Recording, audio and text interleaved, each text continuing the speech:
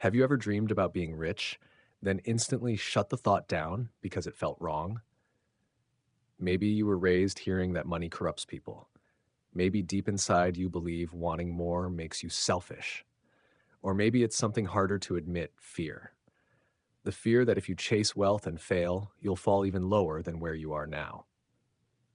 If that sounds like you, listen closely. This is the story of a man who spent years convincing himself that having enough was noble, until one painful realization hit him. His fear of wealth wasn't protecting his life, it was quietly stealing it. Stay with this story until the end. It might completely change how you see money. In a quiet village surrounded by endless rice fields and distant mountains lived a 30-year-old school teacher named James. James was respected, honest, dependable. He showed up early to work, helped neighbors whenever they asked, lived a life people would call good. But beneath that calm routine, he was trapped. Each month, he earned around $700 teaching young children. By the time rent was paid, food was bought, and money was sent to support his mother, almost nothing remained. On a good month, James had $30 or $40 left. On many months, he had nothing at all. The place James called home was barely holding together. Cracks crawled across the walls. When rain came, the roof leaked like a sieve. His clothes were worn thin, the colors long faded. Dinner was the same cheap meal every night, not by choice, but by survival. And whenever someone asked if he wanted more, a better job, a side hustle, a bigger life, James would just shake his head. "I'm good," he'd say. "I don't need much. Simple life is better." But that wasn't the truth. What James really felt was fear. Fear of trying and failing. Fear of looking stupid. Fear that if he reached higher and missed, he'd lose even the tiny stability he had. So he built a wall of comforting lies. Money doesn't buy happiness. Rich people are miserable. Wanting more only complicates life. Those weren't beliefs. They were armor protecting him from risk. But late at night, when the room fell silent and the lights were off, those lies stopped working. James would stare into the darkness and think about his mother. Every year, her knees grew weaker. Walking had become painful. She needed surgery urgently. He knew it. But he also knew something else. He didn't even have close to the money it would take. For 2 years, James had managed to save $400. The surgery his mother needed would cost thousands. That brutal gap between what he had and what she needed haunted his nights. He'd lie awake, staring at the stained ceiling, whispering the same thought to himself: if I could just earn more money. But the fear would slam the door shut. What if I try and fail? What if I lose everything? So he stayed where he was, safe, small, stuck. Then one Tuesday evening, the phone rang. It was the hospital. His mother had fallen. Her knees had finally given out. She wasn't dying, but the doctor warned that without surgery soon, she might never walk normally again. James rushed to the hospital and sat in the cold waiting room until the doctor appeared. The doctor didn't soften the truth. "Your mother needs surgery within 2 months," he said. "Total cost, including recovery, about $3,000. $3,000. James felt the air leave his lungs. His bank account held $420. If he was lucky, he could save $40 a month. At that rate, it would take him 6 years. His mother didn't have 6 years. He sat in that hospital hallway for a long time, watching families walk past. Some looked worried, some relieved, but all of them could afford to be there. And in that moment, something inside him cracked. For years, he had told himself that staying poor was safe. But it wasn't safe. It was simply easier than facing his fear. And now, his mother was paying the price for that fear. James stared down at his hands, the same hands that had turned down opportunities, ignored chances to learn new skills, and chosen comfort over growth every single time. A painful thought hit him. What's the point of playing it safe if I can't even help my own mother? The next morning, James did something he had never done before. The next morning, James walked straight to the house of Mr. Navarro.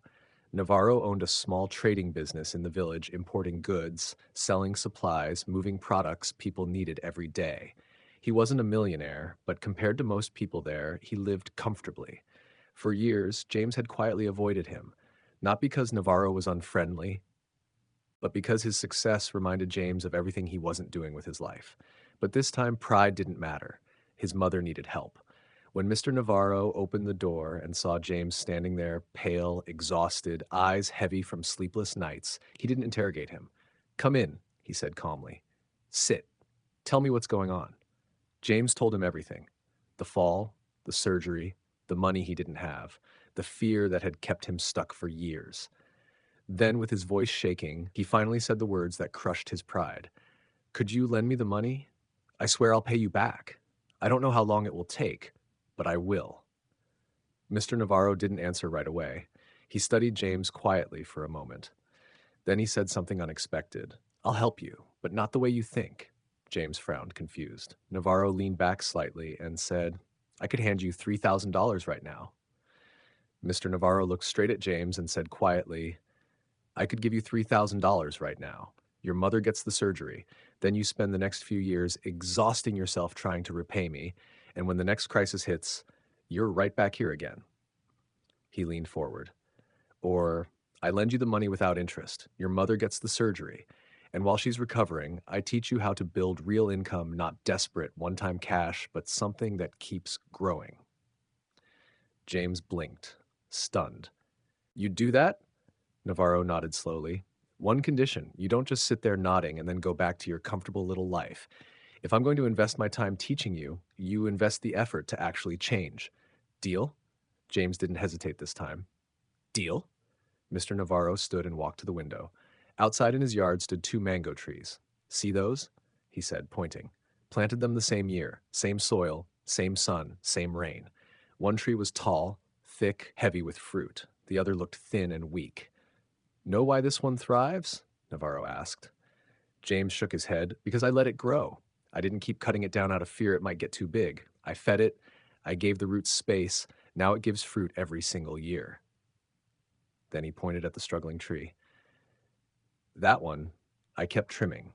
Thought I was being careful. Thought I was keeping it under control." He paused. "Now look at it. Barely produces anything." Navarro turned back to James, his voice firmer now. "You've been doing the same thing to yourself for years, cutting your own potential down because you're afraid of what might happen if you grow." He stepped closer. "Being small doesn't protect you from life's problems. It just makes you powerless when they arrive."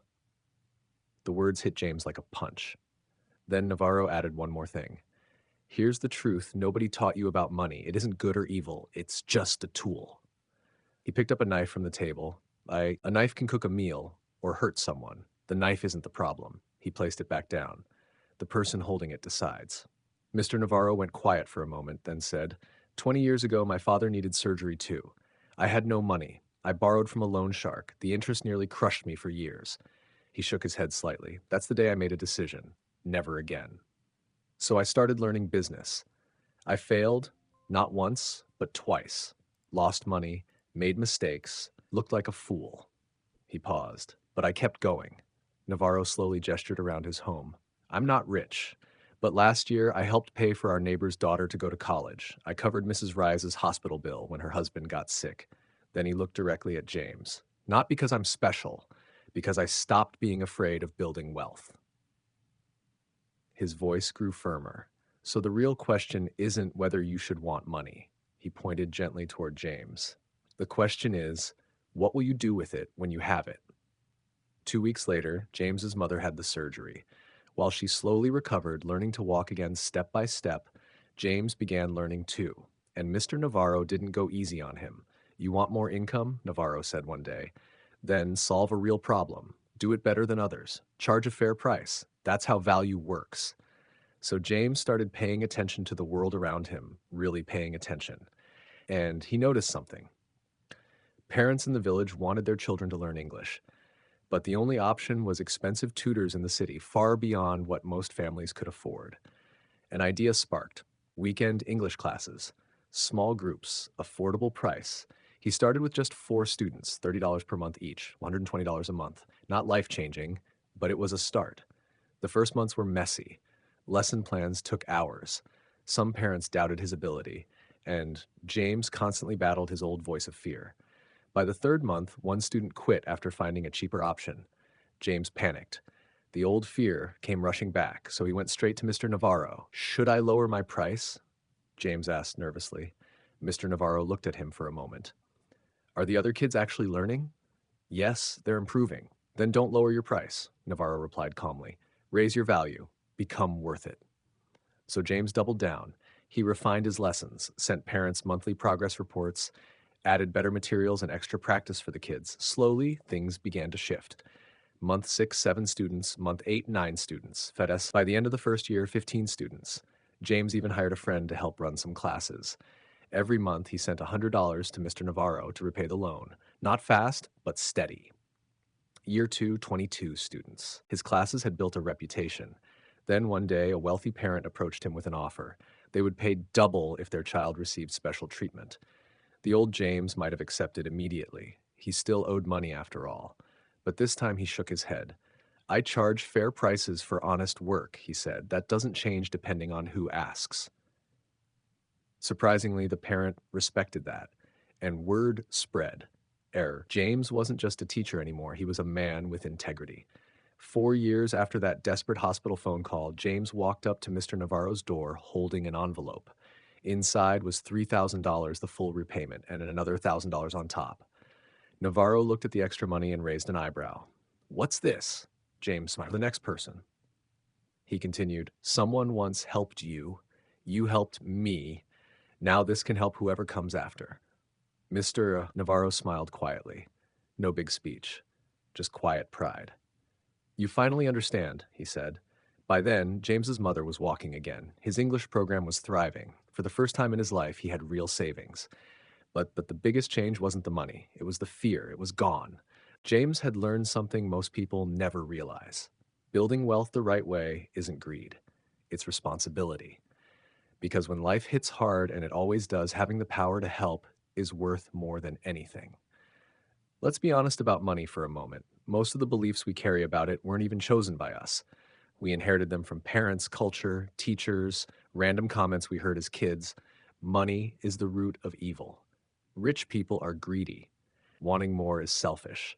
Those ideas sound like wisdom. They feel moral, even noble, but many times they're just fear wearing a mask. James didn't stay poor because he was virtuous.